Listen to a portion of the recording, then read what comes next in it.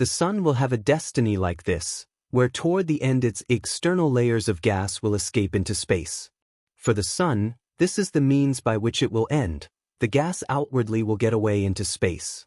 Individuals have forever been intrigued by the stars, but it's only been over the most recent couple of years that we've begun to comprehend galaxies, which are gigantic gatherings of stars in the most distant ends of the universe. Everybody thought the Webb telescope would be nothing to joke about in the area of science, and we were certain Webb would astound us with something astonishing. However, its latest outcomes have been surprisingly better than we suspected they would be. Neil deGrasse Tyson, an American cosmologist, says that the Webb telescope has provided us with a look at phantoms from the past. What astonishing things has the telescope shown us about the universe that we were unable to see before? How does this new picture cause you to feel? We should find out. Since its startup in the summer, the James Webb Space Telescope has shed new light on some of the most astonishing discoveries made in space recently. The Webb team utilized the telescope's infrared vision to see through Titan's thick atmosphere and found what they think is a methane ocean, sand hills, and clouds. The $10 billion telescope has also taken shocking pictures with astounding depth and clear color. These photos show the heavenly nurseries of the Carina Cloud and some of the primary galaxies that formed less than 500 million years after the Big Bang. The head of the Hayden Planetarium in New York, Neil deGrasse Tyson, said that people didn't expect an excessive amount because so many things had to go well. He told Fox News that it met all of the plan requirements, which was more than expected. Tyson said those photos make it obvious we are in a new era of astronomy.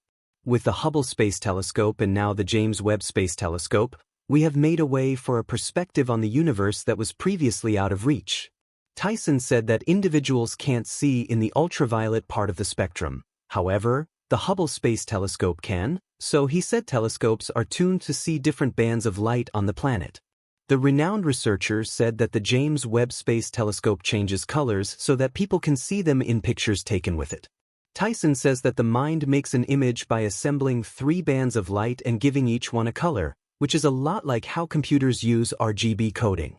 This can be accomplished with any 3 bands of light, no matter where they are in the spectrum. There are a lot of infrared pictures that show galaxies that were concealed by clouds or dust before. In deep field pictures, you can see little dots of light alongside beautiful twisting galaxies. But the question arose when researchers concentrated on galaxies from before the universe was 1 billion years old.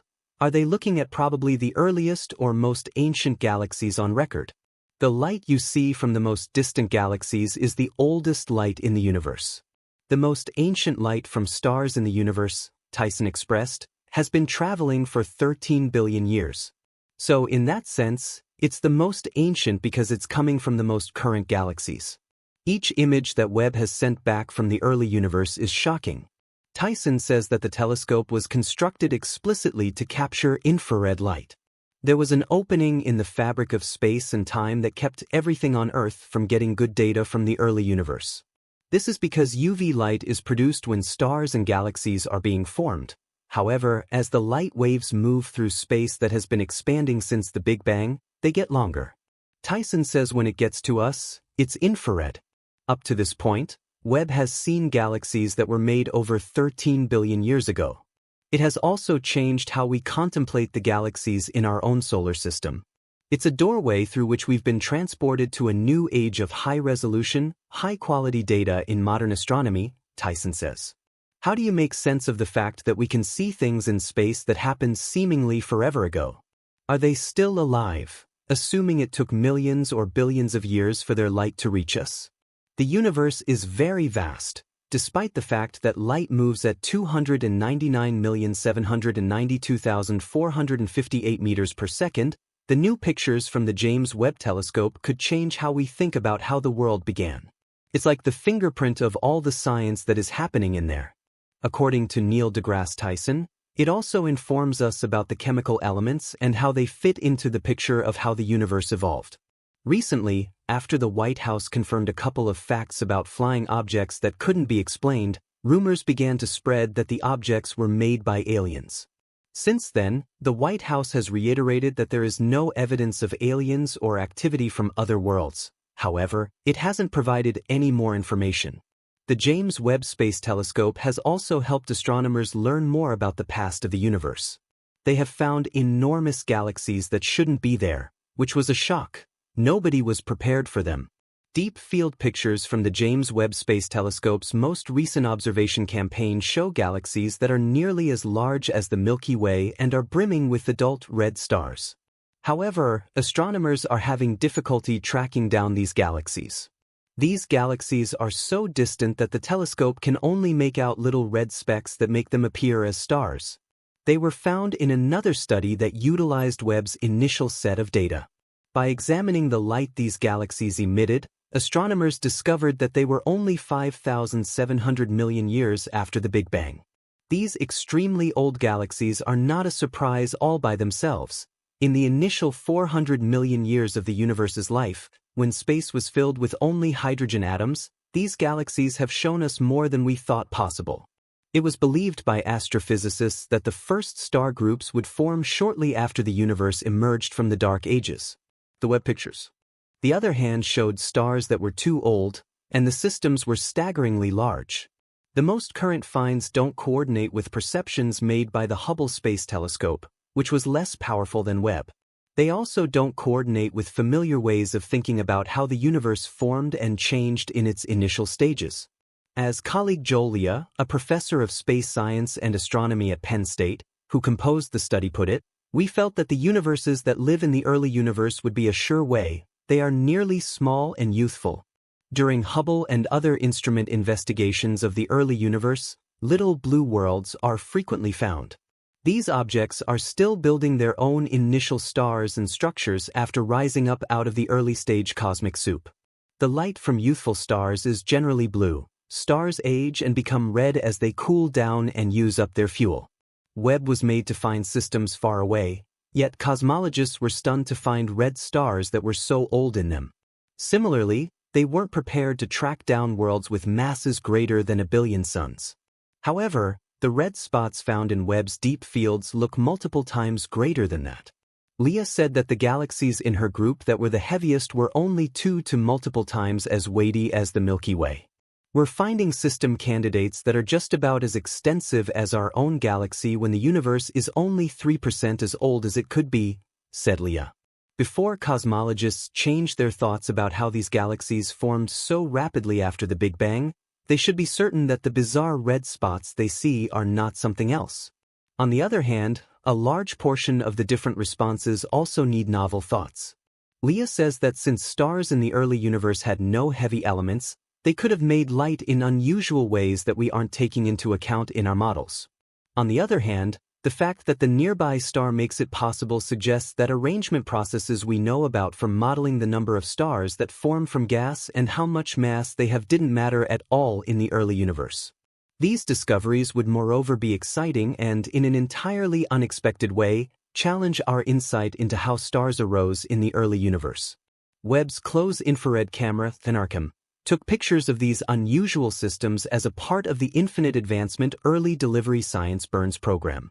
Soon researchers will point Webb's reflectors back at these worlds to learn more about the light they radiate. Spectra separate incoming light into its singular groups, which show the substance and physical properties of the light source. Researchers are now being pushed to change their thoughts about the early universe, and this is a couple of months after the Webb team set the principal results free from their huge observatory.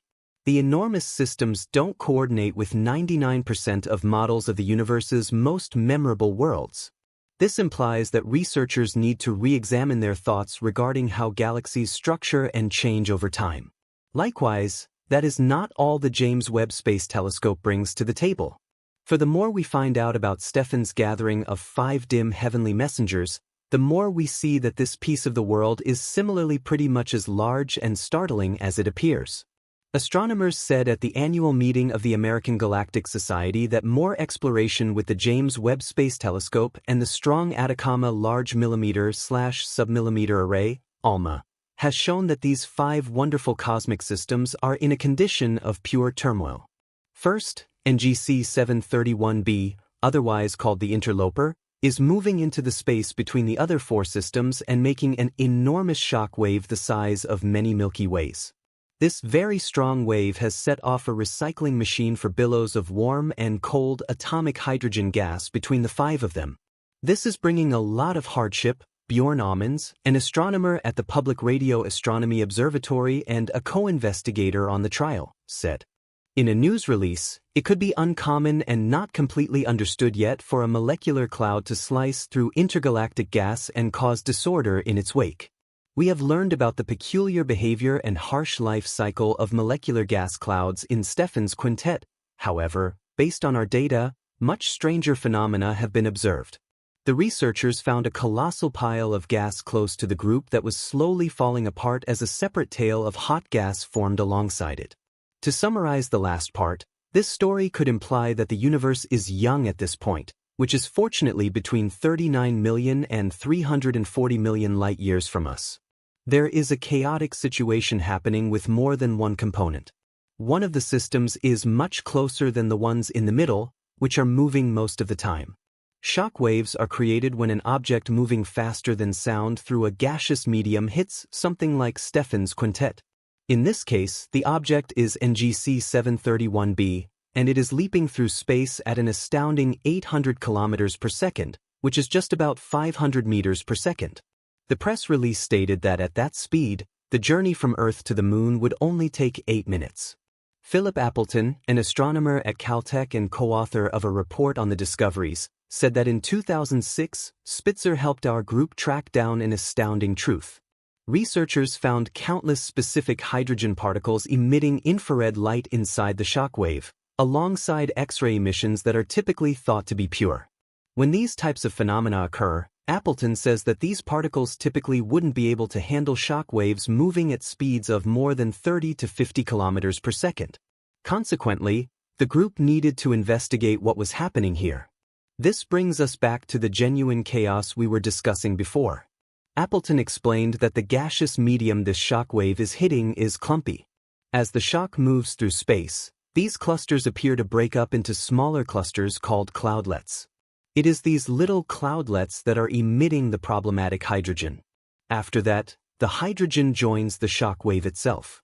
In other words, it seems to be that the hydrogen in the space is being reused by the warm and cold gases around the shock wave. During their 2006 watch of the wave, the group found all that hydrogen that had been re-established. Appleton said the following: "This is huge because atomic hydrogen is the building block that may ultimately form stars, so understanding its fate will tell us more about the development of Stephan's quintet and galaxies in general. As a result of the recycling state, all of this chaotic movement also creates what Appleton calls startling structures. As the shock wave moves through its clumpy surroundings, a stream of hot atomic hydrogen gas connects two cold clouds that are shaped in an odd way. Picture a projectile moving rapidly through a cloud and leaving a ring-shaped limp along it. The other structure looks like the tail of a new world. How the situation is playing out is the crumbling of a giant haze of cold particles in very hot gas, and strangely, it just cycles through warm and cold stages," said Appleton. "We are still learning about these cycles. However, we can speculate that the gas is being reused since the tail is longer than the time it takes for the clouds it is made of to vanish. Later, the group needs to utilize spectroscopic investigations to accurately track the movement of all the gas around the shock wave. This way, it would be possible to perceive how fast the gas is moving and how it is being heated or cooled as the shock wave beats through the area. These new discoveries have assisted us in understanding things better, but they have also shown us how much more we need to learn. To be straightforward, we just have one side of the story. Now is the time to get the other one." Neil deGrasse Tyson has said that if he had the ability to coordinate the James Webb Space Telescope, he would point it at an obscure point in the universe. This way, he says it would be able to find things and answer questions we don't even know to ask, without being directed by what we think it ought to find.